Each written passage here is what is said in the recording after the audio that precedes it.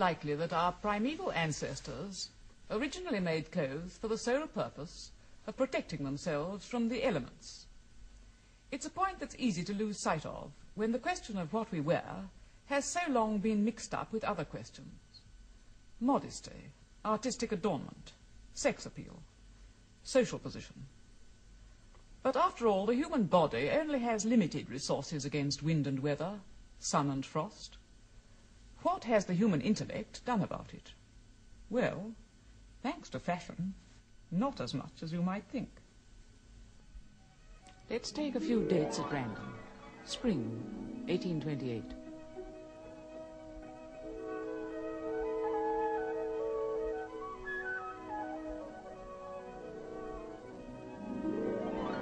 Summer, 1890.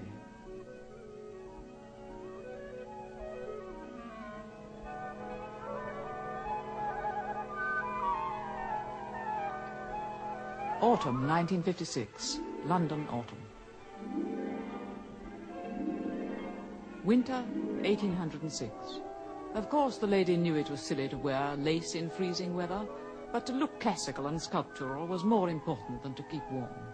And, of course, a girl can wear galoshes, but elegance, the modern version of it, is preferred to comfort. And because decorum ordained it, gentlemen wore starched shirts and cloth suits, and ladies were tightly corseted in heroic disregard of the thermometer. To be able to disregard the thermometer was in itself a sort of indication of superiority. The purpose of most fashion is to be ostentatiously non-functional, to give the impression that the wearer never has to bother about wind or rain, because there's always a carriage in waiting, even when there isn't. Winter clothes are more functional, because furs being costly, they give more opportunity for displaying wealth. This big, showy muff was made in 1912. There were always things to keep out the cold. It's this that would have startled the generations gone by. There's no new thing under the sun, the prophet said, but merely to lie in the sun is a pretty new thing. It began in the 1920s. Before that, every woman's aim was to keep the complexion fair. In the 18th century, there were shady hats. In the early 19th, there was the deep-brimmed bonnet with a protective veil. For every poem about a nut-brown maid, there had always been hundreds in praise of milk and roses. Suntan was not a feminine attraction. Whenever very large hats or bonnets went out, sunshades came in. Small, easily manipulated sunshades that remained in fashion an uncommonly long time, though new shapes were continually introduced to keep the market from growing stagnant. This is a typical 1850s parasol. Before the end of the 18th century, they'd been even smaller. This very tiny one was carried in the 1780s. This parasol of the 1820s was painted in China for the European market. China was working hard for the fashion capitals of the world throughout the 18th and the 19th centuries. There were immense exports of summer accessories. Painted fans in the traditional Chinese style, with carved ivory sticks. The brise fan, made entirely of ivory, carved in China in the 1820s. And this is another fan designed for the European market. This dress is 1832. Such a fan as this might prove an asset on a hot evening, but some were designed to serve no purpose at all, excepting coquetry.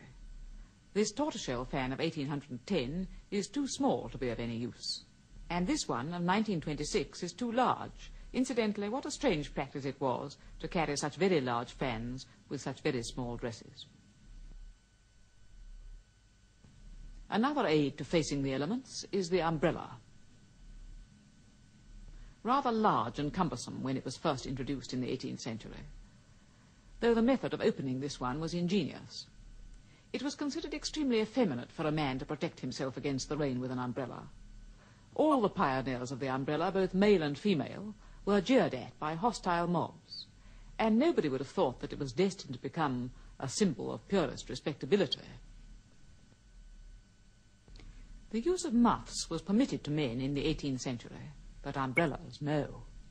You see, muffs were dear to buy and suggested idle, gentlemanly hands, whereas umbrellas showed that one walked about the streets instead of riding.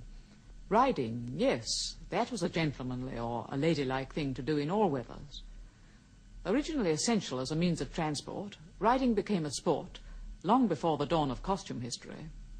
Ladies could take part in hunting when they were barred from almost every other strenuous activity.